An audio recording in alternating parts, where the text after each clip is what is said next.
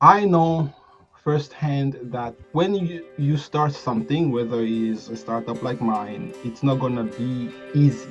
It's not meant to be easy. It's supposed to be hard, and that's okay. And you have to be willing to make sacrifices, the right kind sacrifices. You need to have a good support system. I'm very lucky to have my family, immediate family, my wife and kids, that they are very supportive. I don't even know how I'm still married after jumping into this. Sometimes I ask myself, because I feel that I have received a calling. You are on this journey for a reason. So keep going. Welcome to the Pay Me in Plane Tickets podcast. I have Charles Shima here, who is a serial entrepreneur, a travel enthusiast, and he's the founder of a unique, brand new company called Tourifique.ai, which is a booking platform for Afrocentric events and experiences. But what's most important about Charles that I wanted to bring onto the podcast is that of his vast knowledge of building a new culture based business where you are experiencing things from different angles and different paradigms.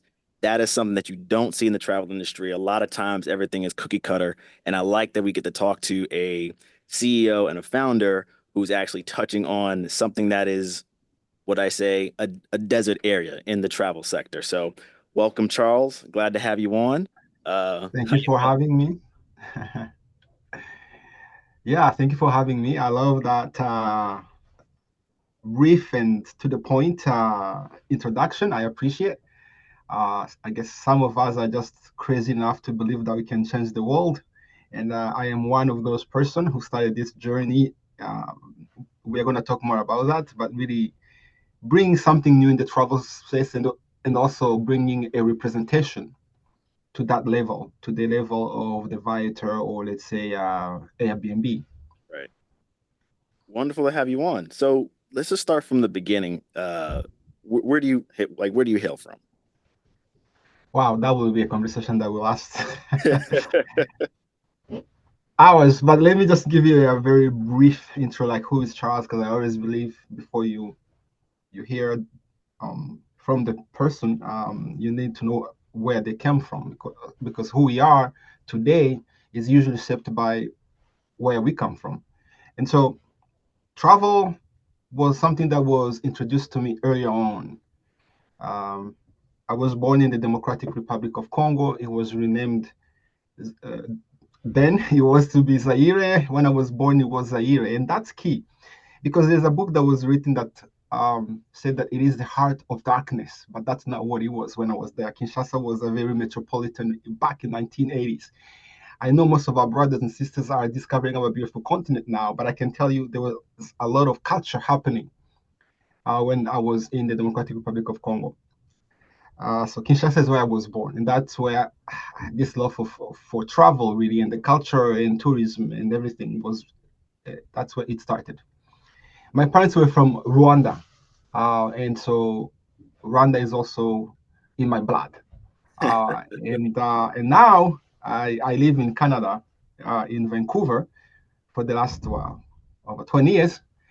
And in between, yeah, I married a lady from Japan, so I have also very strong affinity for the Japanese culture, not just because of my wife, but because of just everything that I discovered in Japan. Yeah. In a nutshell, that's I guess that's me. I am also a father of twins, Oh, wow. my lovely twins. They just turned 15, and That's a nice so ad. yes, That's a beautiful. It pretty much is a very pretty much from birth. You've had an introduction into travel due to the growing years and everything, and of course, and now into your more settled life, you still have a touch on travel, and even in the passive in a passive sense. Um, so any early days traveling? So did like during your younger years in universities or even grade school, were there any like abroad programs or anything that kind of got you in your first foot on that plane out of the country? absolutely. Here's the thing: when I arrived in Canada, and I say this with all the mighty grace. I am a humble person by nature. I should not say that about me. However, the audience does know about me unless you met me. But this is something we need to say. When I landed in Canada, they really thought that the person they were talking to, who was from a place in Africa was this stereotypical negative portrayal of someone from Africa. That means you never saw a TV, you don't know how, seriously, that's how they saw me. Mm.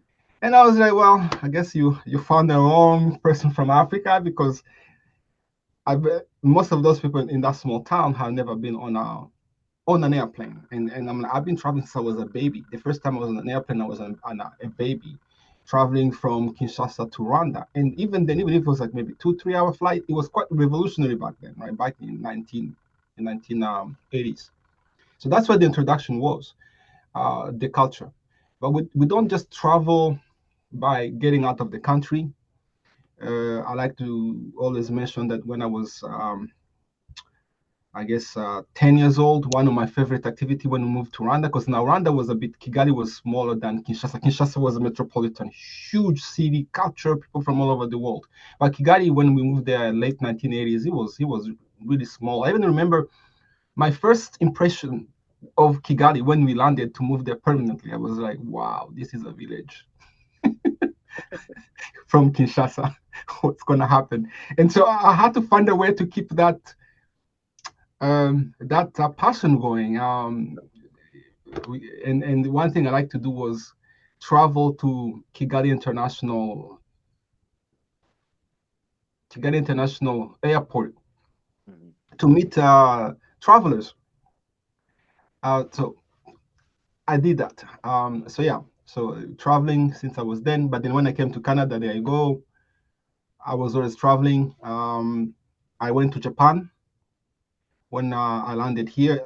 I was just like 24. I just came to Canada. You're supposed to stay still, because so that you can get your Canadian citizenship.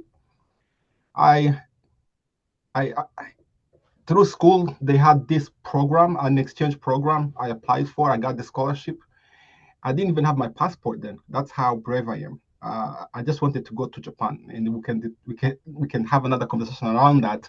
But yeah, so that was I think outside of traveling within the continent or coming here, going to Japan was very monumental for me, because I wanted to go discover a place that was never colonized. It was key. All right, I like that. I like And that. Japan was one of those places. I wanted to go and see what would our country have been, the continent, if we were never colonized, if we had maintained our culture. What Right. would, how would we have been? So it was like kind of thinking, stepping in the past, but also think about the future. Yeah.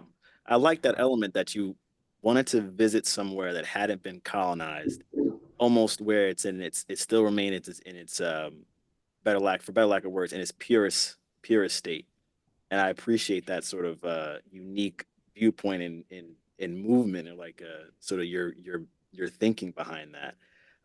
Which leads me into, I know I like to lay out like the travel foundation with all our guests, but I also wanted to, and we kind of just did that now, but when we research you and learn more about you, one thing I've noticed is that you like to build things that unite people together. And that's what, the for the Pay Me and Play Tickets crew took a keen interest in your firm, your founding firm, Tourifique AI. It's like you have a very genuine interest in building not only uh, platforms or marketplaces, but building companies that really, the foundation is all about unity, all about learning about others. Can you talk a little bit more about the inspiration behind building Tourifique? Absolutely. Terrific.ai, terrific.ca. We recently actually added that. The domain now is terrific.ca. Gotcha. Uh, I guess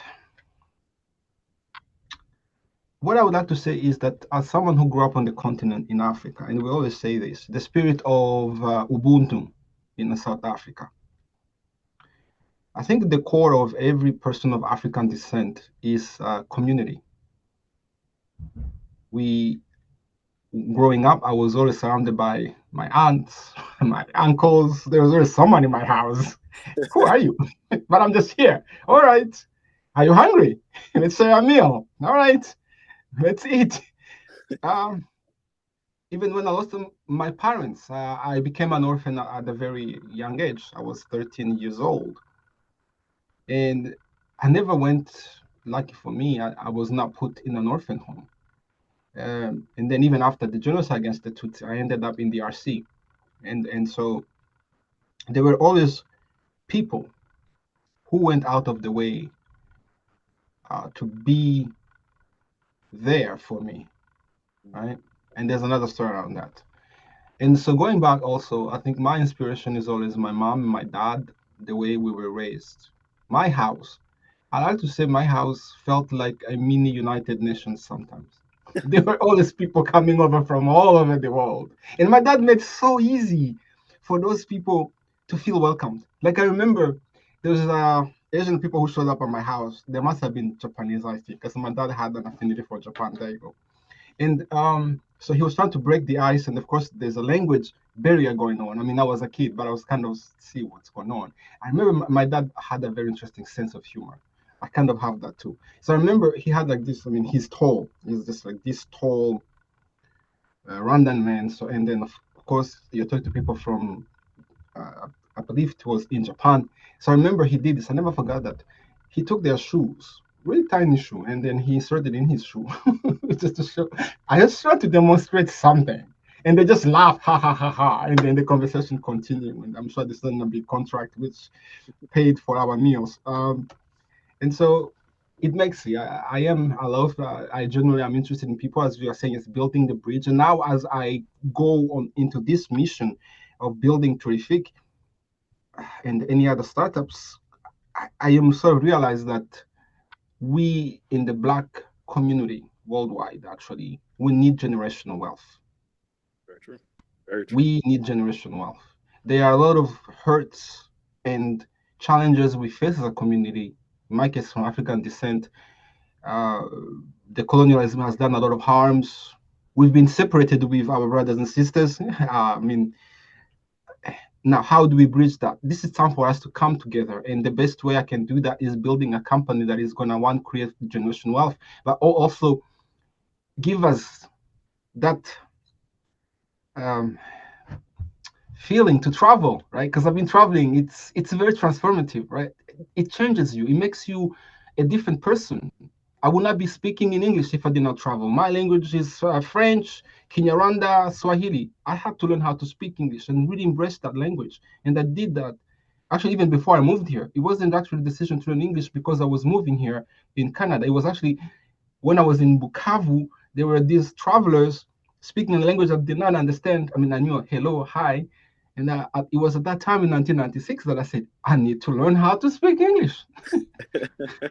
So there's always the element to The connect with power of people. language. Yeah. Yeah, you definitely have to speak their language if you can or be in their world. And so, yeah, that's me. It drives me in everything I do, in every morning, every night. I'm always thinking about that. Yeah. And we've actually Terrific, we are doing that actually now.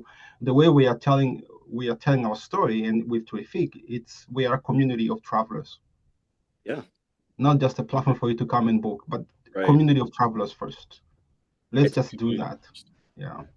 no, and you touched on that, it being a community, but also one thing that you did mention that I wanted to dive into because not many see a face like you behind the platform.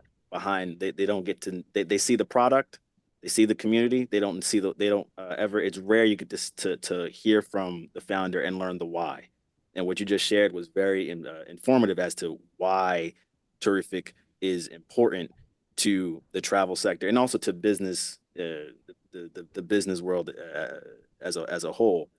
I have a question for you. Yes. How do we change that so that there is Mm. more generational wealth within the Black community or people of color community uh, in the travel sector? Let's not go too wide, but how do we add Yes. more for uh, sort of our field? That question is actually as easy as one can think. It's not that complex, at least from my point of view. Okay. What I've seen in the last 4 years and what I've heard, I am a member of the Future Black Tourism. So this is not just me sitting in my own house. I have actually traveled in many places. In Canada, in 2022, I founded my own a trip across Canada. I went into many cities to talk to the community, to hear their concerns, to also educate them about generational wealth. And yes, you must invest in startups. Clearly, this model has worked for other communities. Airbnb, Facebook, you name it. Don't just wait until you get the crumbs, but we have to be at the forefront of it. I mean, it's clear we can all be investing in real estate. So to answer your question is we have to love each other, and I mean it. Not just like you walk on the street, hi bro, great, okay, fine. Uh-huh. I used to say, well, you're not my brother, but okay, sure. But that being said, if you're gonna say that, then stop for a moment and say, how are you and what are you working on? And knowing that we have to love each other. When we love each other, that comes with supporting each other. That comes with forgiving each other, being patient, right? And all this jealousy that I always hear, even within the African community itself, because Africa is 55 countries. And so, where I have failed since I arrived in Canada in 1997 is build a relationship with the descendant of our brothers and sisters who came here, Black Americans, Black Canadians.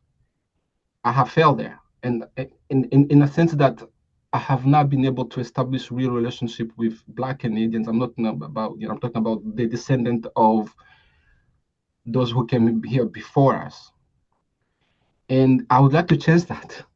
That's why I've been traveling now to the US. I've also been in the US because we a global African community, according to the numbers, we are 170 million all combined, all in. If you place us in different countries, then you will see the numbers start to shrink. 4 million in Europe, 13% of the population in the US. In Canada, we're even less. But together, 170 million. Imagine that. So I like to be I like to set an example, and that's why I'm on this sort of a podcast and say, look, what I'm building can do this for our community, and this is how. But we definitely have to love each other and forgive each other and get to know each other. Some of our brothers and sisters wants to travel to Africa and Ghana, but it's not for everyone because it costs an airline ticket. It costs. But okay, just don't travel to Africa. But if there is a Jollof restaurant near you, city near you, go talk to those Nigerians like I do. Yeah, Right, go get they are you people or our friends, right? It's right, not that hard. I don't know why we make it so hard, like Africa, or I even hear some say, but I'm not from Africa. Okay, fine. But learn about your lineage and you will see there is I mean, whether you like it or not, we all come from the continent of Africa. That's the cradle of humanity.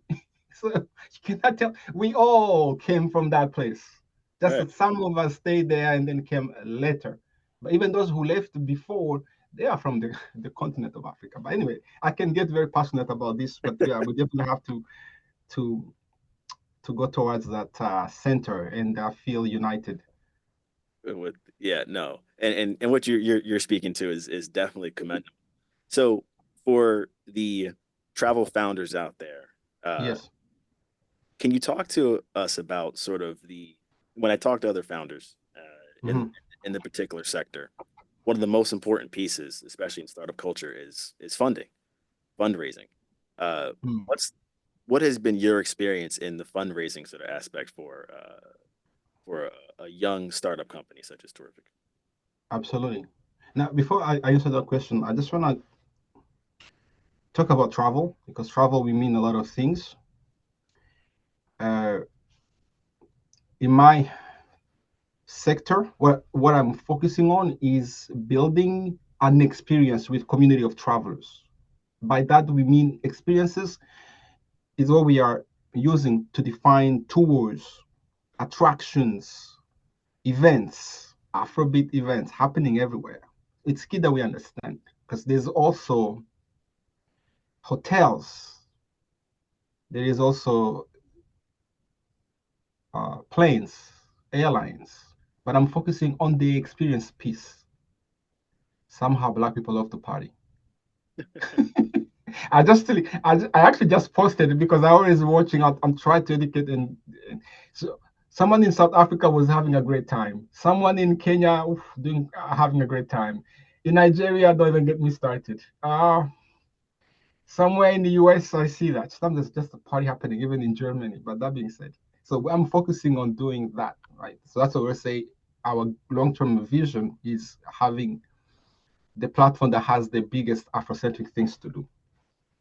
Now, to answer your question about funding, look, the reality is that I think at this US where we have numbers, black founders in general, we get less than 4.5% of VC money. So venture capitalists. I used to think 2 years ago that I was ready for venture capitalist money, but I wasn't. And I'm glad they not received that check. I would have been a disappointment to them. And then it would have cost. It looks like the scene of one in our community is going to hurt us forever. And Right. That's I a say, please, that's a very money. smart way to kind of you aligned yourself to understand where you were and or the company wasn't at that point in time. But okay. And the solution is closer home than you think, at least from my point of view. We have to fund ourselves because before VC comes, I have to come to my family and friends. That's where it starts. Amazon, Jeff Bezos received money from his brothers and mom, 100,000. That's where he went. If they did not give him that money, he would never have been succeeded. Why would an outside investor who just wanna milk the money out of my my startup give me his check when my brother and sister is not willing to even give me $100? Does that make sense? No. And I'm just saying, but Charles, we're not rich. Really? Should I even get started on that? You buy sneakers, Yeezys, how much do they cost? That's just your investment. Oh, yeah. Some of us spend money on champagne. Sure, that's your lifestyle. I'm not saying go and change things around. Some of us go to church and that's fine, and they commit into giving, is it a thigh every month? So it's not as hard. So and then we complain, oh, but enough. I'm not in that mode. We the community have to invest in ourselves, and it could be as easy as okay. Charles now has launched their amazing platform. Experiences are there. Go and travel. Go and buy. I've always supported my friends, regardless of their race or creed. If my friend has a restaurant, you always hear me. If you come to Vancouver, actually, you should come.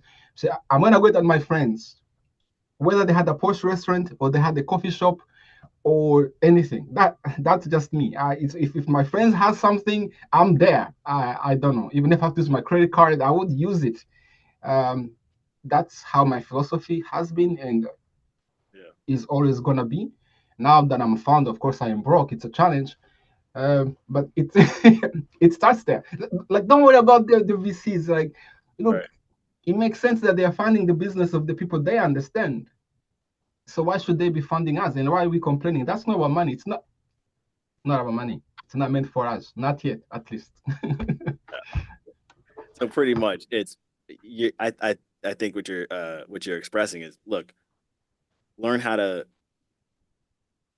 build your own community, get your own sort of fundraise yourself first before you even consider the VC route or even open yourself to that option because you might not because no because the truth is it's better to fundraise yourself first. That's how you really learn and sort of grow um, instead of sort of I guess putting yourself at the beckon of some VC company that could not necessarily be standing for you or it could potentially not work out.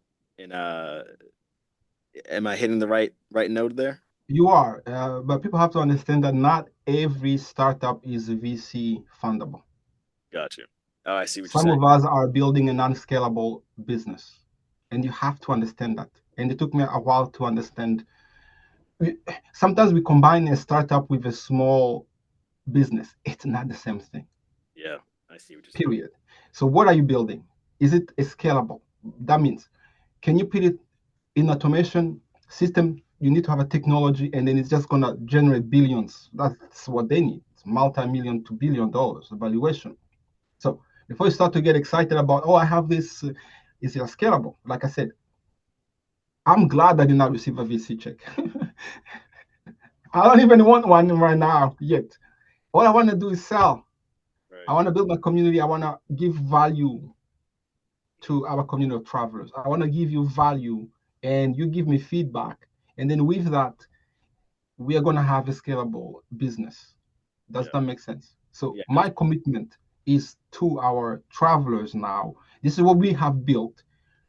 Use it, give me feedback. If you love it, great. If you don't love it yet, give us feedback and see how we can solve the problem that we set to do, which is making travel more affordable and more accessible to Black travelers first. We need to travel. We really do.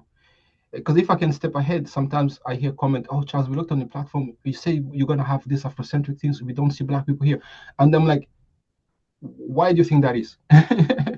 That's a problem, Right. because I truly humbly believe that um, I support Black-owned businesses, but we always forget that our numbers in the US or in Canada, we cannot own every business in the world. If I come to New York, there is now this beautiful Summit One Vanderbilt, right? Yeah. There's those attractions. I mean, are we going to own that too? And Right. so, if I remove that from my platform, I'm not being fair to this traveler from Nigeria who goes to eat pizza in Europe. Seriously, they fly in their private jet, and we have to give a product. However, remember, those attractions, those places, even though they are not Black owned, they can hire us. I see what you're saying. Pretty much. So, Yeah. yeah, No, no, pretty much. Uh, what touching upon is building a great product first, not necessarily that is exclusive, saying we're only going to have black owned things, because then you're also taking away from the experience, because that's what you're really building. You're building a community of that's very cultured based, but it also it leans on the experiences, and you can't just have one type of experiences, multiple type of experiences. That's why there's a Summit One Vanderbilt on the site. oh yes, I you would have different especially for New York itself, and I'm very sure yes, and as well. There's so many different diverse communities and different things to experience. You can't just isolate for one particular community. absolutely, because we need to make those attractions are visible to and affordable to our community, by the way, because that's just and our kids, our future generation. That's key. The Gen Zs and the youth, Yeah. and we have to be open-minded, because I can tell you, ever since I was a kid, I mean, you can even tell, I was exposed to every Western aspect. I mean, for us who grew up in a well-to-do families, it's just Eurocentric things. I mean, the history of Europe, I know you will be surprised. I mean, I used to claim Charlemagne as one of my heroes. That's the history I learned. But however, that did not make me less of a Rwandan or an African. If anything, it made me a better Rwandan and African, because I can understand more of the history of the world, and be able to travel to Japan and not feel intimidated by it. And when you go to Japan, then it's just a question of, if you go to a place like, when I landed in Hakodate, I was the only person of color in that small town. And now it's just a question of, like, okay, we are here. It's not what you see on TV. And we travel, we open our mind, and that's my philosophy. And actually, I am my co-founder who is building that platform. It's not just me, there's also a co-founder. Yeah, so Right. No, no, and I agree. I agree with everything you're saying.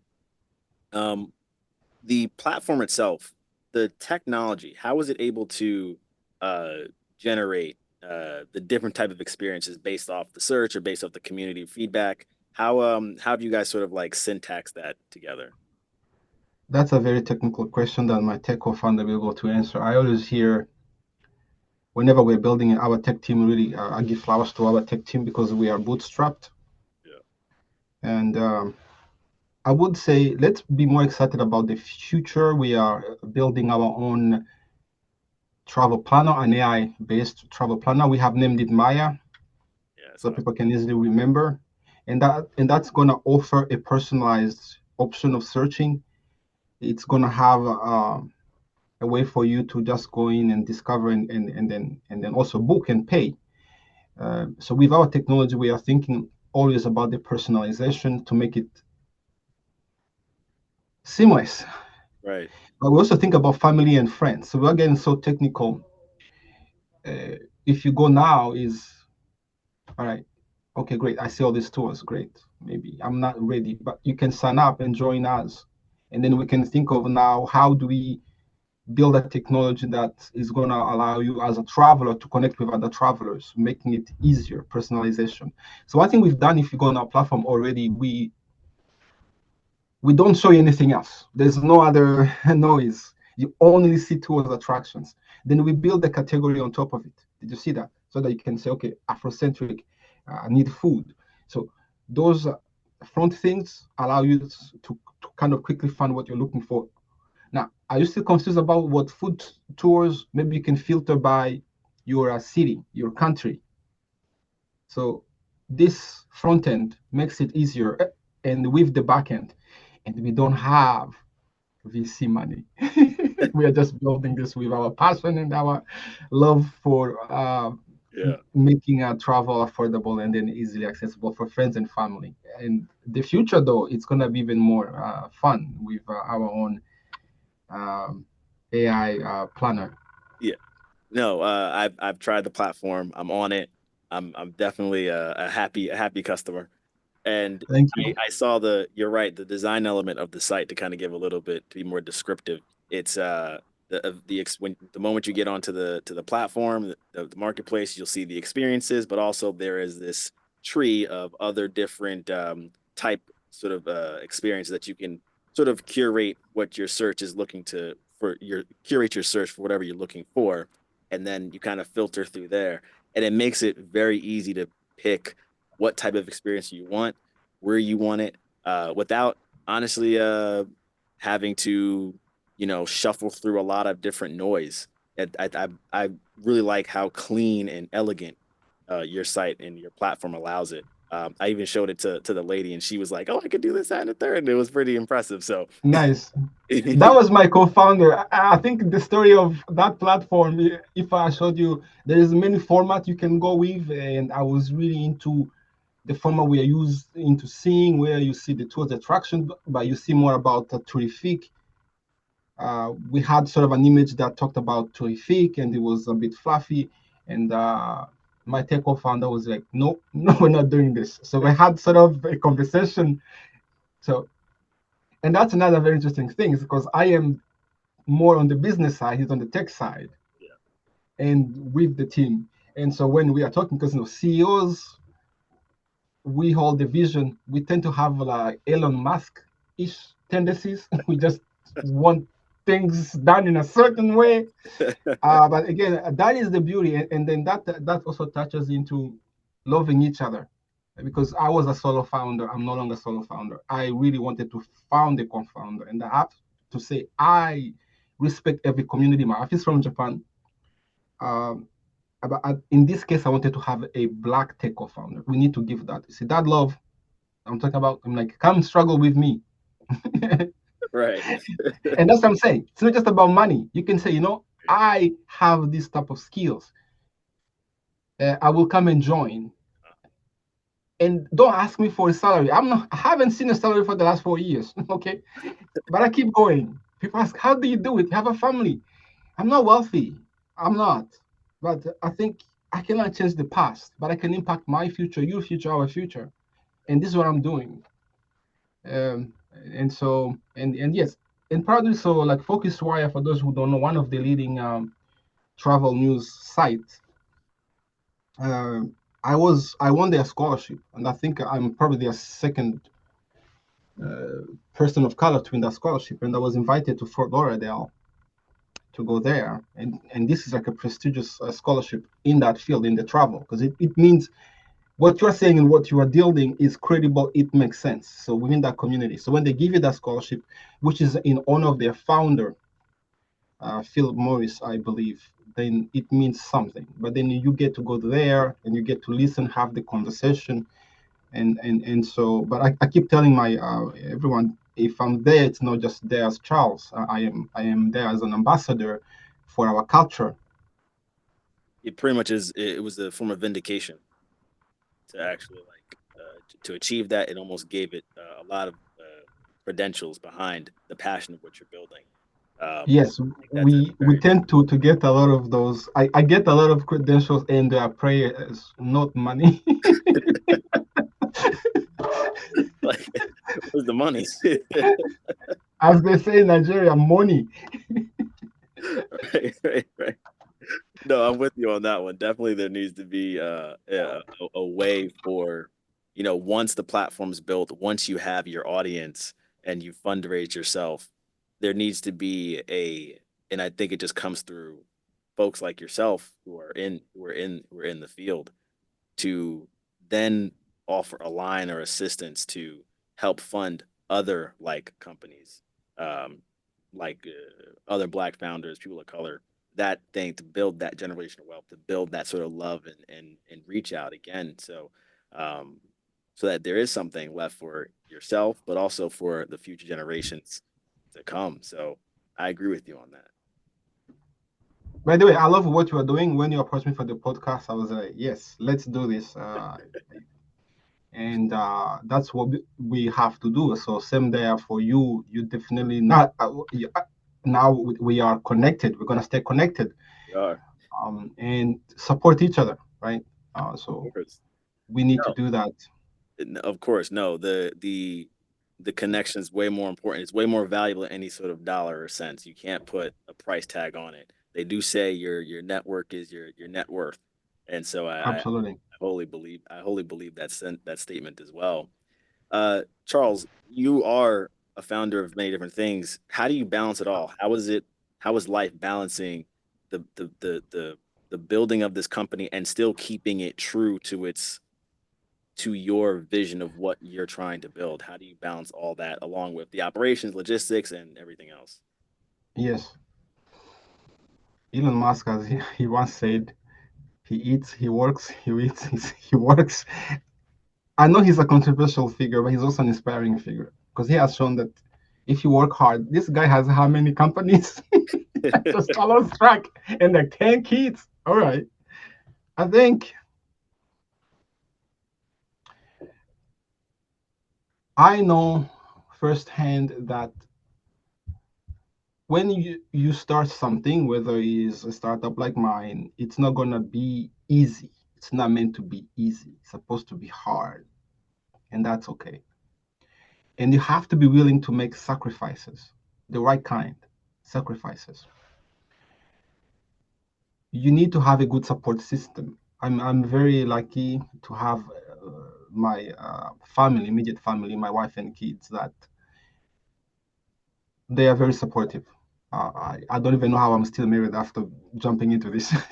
Sometimes I ask myself because then I sleep less. I sleep less. That also helps. I don't need as many hours of sleep. I can sleep 3 hours and I'm still functional. It's not like, Yeah, you know, early I riser. am sort of a sleep deprived and I can't think, my brain can't. And interesting enough, I feel that I am, I have received a calling, and there's something that drives me. I cannot really explain it. No matter how hard it gets, I always feel a little voice that says, "You are on this journey for a reason. So keep going." And in my case, I always look back when my mom was really sick. Life was normal. Like it's now that I understand that she was in pain, but she never really gave us a feeling that something was going to happen, and life was normal. She still ran the house as if she was healthy. You did not get a free pass because she was sick. The schedule was the schedule and everything was normal. I don't know how she did it because I was a kid. But now that I look back, the memory was she was in pain, she was in her bed. We could be playing in the we could be playing outside in the yard and she's just laying down in her bedroom, and she had asked to leave the door wide open so that she could hear us. And if you did something wrong, you, hey, Shima. I'm like, what? My mom is calling me. It's like, does this woman has like hidden cameras anywhere? Intuition, I guess, intuition, and then knowing that. Similar for my father. When my father was really sick, um, yeah, when we took him to the hospital, and this guy now was a 13, I could see, and he was really pain. The first thing he asked me was, "Where's my laptop?" I'm like, "What? Why was he asking for his laptop?" He's like, I need to work. I need to work and to feed my family." So I have had really good, great parents. I also have a good support system in the present, and I read a lot. I read a lot of books that inspires me. That's another story. Like the Netflix co-founder Ralph, what he did, Mark, it's kind of interesting. So that gives me always this knowledge to know that others have walked even a more challenging path. If they have and made it, so can I, so can you, so can we. Yeah, pretty much. So I'm glad that you have a balanced sort of system that allows you to kind of read a lot. You have a great family support, and on top of that, it allows you still to kind of build properly. You don't need much sleep. You're an early riser. Yes, We both have that in common, and yes. definitely, I think it helps in maintaining the ethos of Tourifique, that it doesn't ever get compromised anyway, because the leadership, such as yourself, is working in a balanced manner. I want to give you your just due and congrats on maintaining that, because it's not easy. Thank you. Not easy starting that. Charles, you have a lot of things going on. What's next for what's the next vision for the company? Where do you see it? Where are you yourself heading with it? That's a very good question. The world of travel is rapidly changing. Now we are on TikTok. I have had to learn how to use TikTok. 5.4 million views in total on our TikTok. Wow. You have to think about the marketing. How do you talk to you? How do you talk to the travelers? It's changed. Most people, at least my generation, we used to go book to a travel to a travel agent. It was really offline. But funny thing is, finding tours and attraction, it's still offline. Most people buy in destination, like hotels. You can everyone hotels. Okay, let's go online. Airline, let's go online. Not so much so for the tours and the experiences, and that's where the that future it is exciting for us is contributing to making tours and attractions, even those that are unseen and unheard, more visible online. Uh, our Mecca, let's say, it's gonna be when we have built our fully Afrocentric platform, where every uh, tours that showcase African descent culture worldwide is on our platform. Then that will be a great success for us.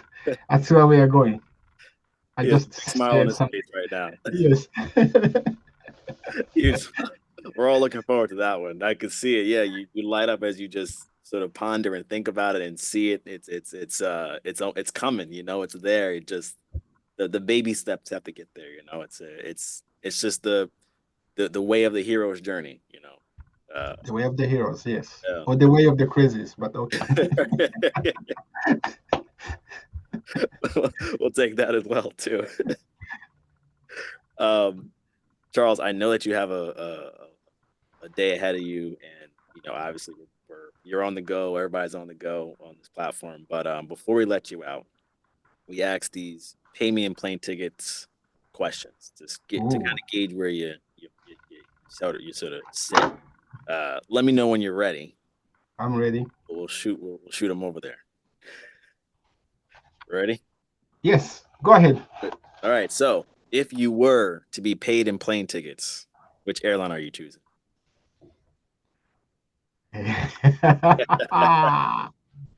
Do I have to name an airline? Terrific Airlines. All right, where I will talk about the U.S. internationally and You can U.S. or internationally. It doesn't really matter. United. You, there we go. I'm a United baby as well. United. I just flew with, I fly with them. They are amazing. I They mean, are. every airline could be good, but my preference. I just love their lounges. They're nice. The lounges are nice. I was in the Denver United Club, and it was really nice out there. But yeah, United is solid. Okay. And I must add, actually, United thing. Actually, here's a little. I'm gonna kind of plug something in here. There is there's a couple, I believe, that started a tour company to bring Black Americans to the US. So from the US to Ghana and other places in the continent of Africa. I forgot the name of that tour company, and they partner with United Airlines. So it showed me that United recognized the value of Black travel. Oh wow. Kudos. Kudos Yes, to that. Okay. That's a fun yes, fact I would have absolutely. not known. All right, awesome. And when you're traveling, is it Airbnb or hotel? Oh, wow. Now I'm a bootstrap founder. That's a good question. A combination, The combination. really. It is a combination. It could not be one or the other. It is a combination That's true. because each gives you something that the other cannot. Um, Very true. so I do love Airbnb story though. Yeah, they sold cornflakes to raise money. Obama flex. All right. All Go right. read the stories. There's a lot of stories of those founders. I'm like, they did what? The sidebar, you introduced me to the story of Netflix. I'm reading that book by Mark. not Mark Mark Randolph. That will never work. Mark Are Rent. you Yeah, reading that story? I yeah, love that story. yeah. It's I'm interesting. addicted to that story. All right. When you do travel, do you have a preferred travel credit card or debit card for points and miles, or you cash? It's a good question. You know, when you go to Japan, it's always cash and debit card. I just use my debit card, Yeah, so there's no preference right now. gotcha. When you do travel, carry on a check bag. Let's go before the twins. Yeah, even it doesn't change. I travel light. I'm a traveler. I Okay. travel light. I can fit a lot in a sort of a small suitcase. So it could be, yeah, I usually carry on, especially now because when you look at the cost of all those, as a booster founder, you go, hey, let me fit everything in one tiny suitcase. Those extra costs, they look a lot. It's a great look. It's a great savings. I get it. I get it. Yeah. Yeah. I'm with it too. Uh, we talked a lot about the good things of travel and the things that it can bring in terms of company foundations and sort of bringing together communities. But do you have any traveling pet peeves? Ooh, huh. I'm a traveler. I think, when you love something so much, you don't even notice any pet peeve because everything looks good, at least, or feels good. Uh, And not just a traveler, but also I'm also building a platform. So I'm kind of weighing this. yeah. I think language barrier. Mm. Ah, unique. You go to a place, I go to places because then you are missing out on the culture Ah, when you don't really communicate in a local language. Because we take it for granted when we go to places where they don't speak English and you wanna speak in English. But some people they don't even have to speak. If you're in Japan, they speak Japanese. If you're in Rwanda, they speak in Rwanda. If you're Tanzania, it's the Kiswahili. So why am I coming as a traveler and then imposing my my language? We take it for granted. So in let's not take local things for granted. So wow. sometimes I think we travelers, so language barrier, but also actually, yeah, we travelers, we should also know that when you go to a place, really take time to respect their values and norms. Like, don't just come, hey, I'm from Canada, and therefore, hey, this is how we do it.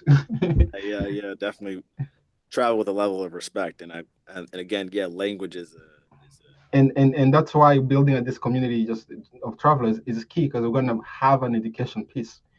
I'm always asked when I traveled to Japan in the year 2000, like, other than the soldiers, the U.S. soldiers stationed there, in many places it was the first time they saw someone of my color.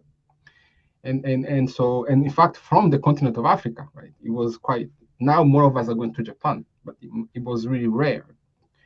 And so people always ask me, so did you ever face any racism or any kind? And what we may refer to as racism here may not be quite it. Our interpretation is kind of, it feels that way. However, is it? So education, really educating ourselves as a travelers, knowing that people do things differently in so many places of the world. That's how you enjoy. So, like they say, when in Rome, like Romans. Right. No, I'm with you. Okay. I'm gonna keep that one in here. That was a good response. All right. When you do travel, do you prefer the window, aisle, or middle seat? That one. Who doesn't like the window? Give me a window.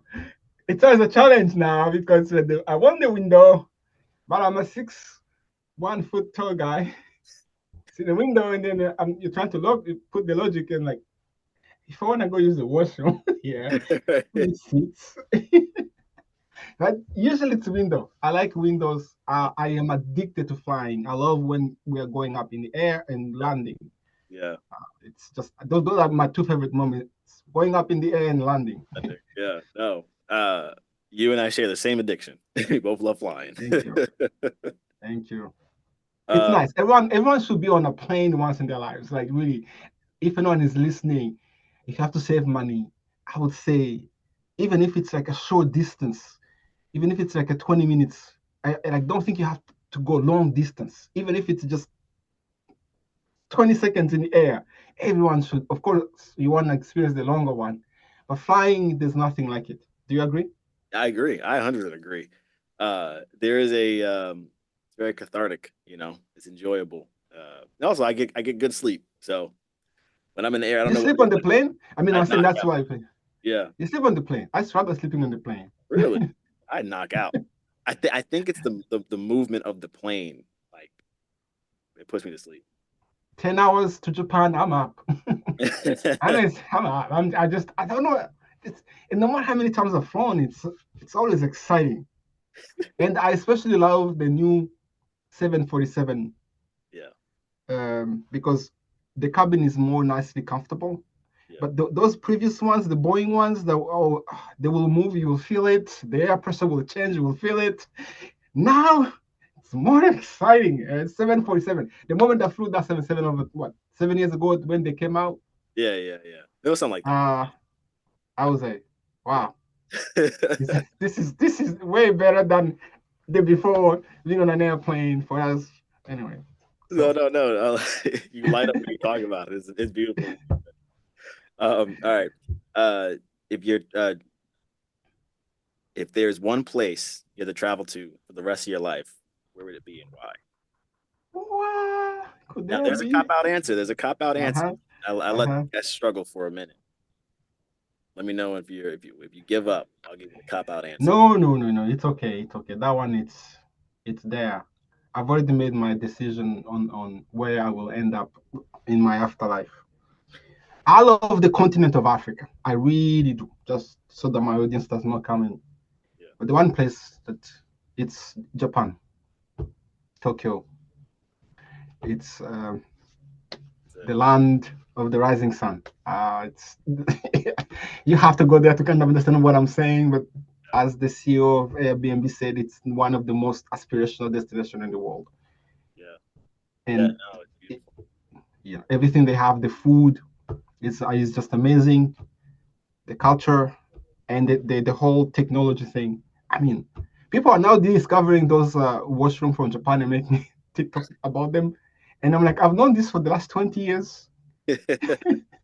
And when I traveled to Japan last 2 years ago, I mean, my kids were actually playing this on me, so they showed me this fancy remote control like that. You know what this is? I'm like, And it didn't quite look like a remote control. It just looked like a metal with these hidden buttons. I'm like, kids, come on. Dad, come here. Let's just show you. Then they go to press a button and then the toilet bowl opens up. And I'm like, is this what they're doing now? We have a remote control. We used to have those buttons next to it. Those I've known since. And this is what was very interesting. I discovered Japan in 2000, and they had those toilets way before. See, that's what, yeah.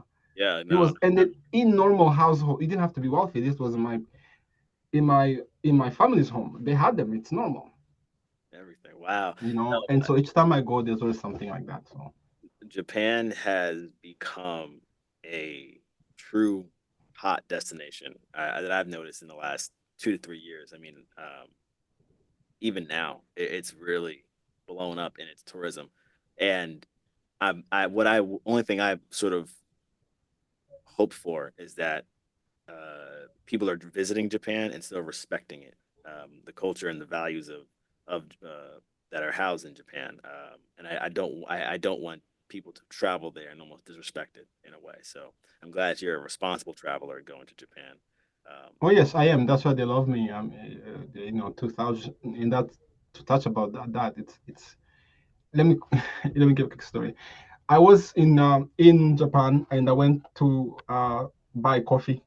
They have Starbucks, but their coffee, even if it's McDonald's, the menu looks completely different. So I buy my Starbucks coffee. It was in a mall. I start to walk, and then I stop and I think, and I said to myself, something's wrong here. Oh, I'm walking with a coffee in Japan. It's very disrespectful. Sit down. Oh, I didn't know that. Sit down, sit down. You don't drink and walk in Japan. Yes, even with their vending machine, if you're gonna buy something from a vending machine and you're gonna take a sip, if you're gonna drink, usually see people standing next to the vending machine. And Interesting. if you're not gonna finish it, yeah, you have to wrap it nice and put it in your bag. You don't drink in public. It's no, big no. And Okay. so on the other side, if I come and I'm doing all those things and Japanese people are looking at you like this, oh, they are racist. No. They're not. They're just wondering why this guy Jin is doing this thing we don't do. They have bad manners. What's going on here? That's what they're thinking. That's what they're maybe staying away from you. I'm just saying. Right. So That's very yeah, interesting. you When I really plan have my trip to to Japan, I got to do that. I got to remember that. watch. Yeah. One thing I do is time I land in a place, observe. Try to observe. I try to observe and try to mimic certain things if I don't read it. Now it's easy. You can literally read and watch it. But before we had those books that didn't really tell us authentically how to explore a place.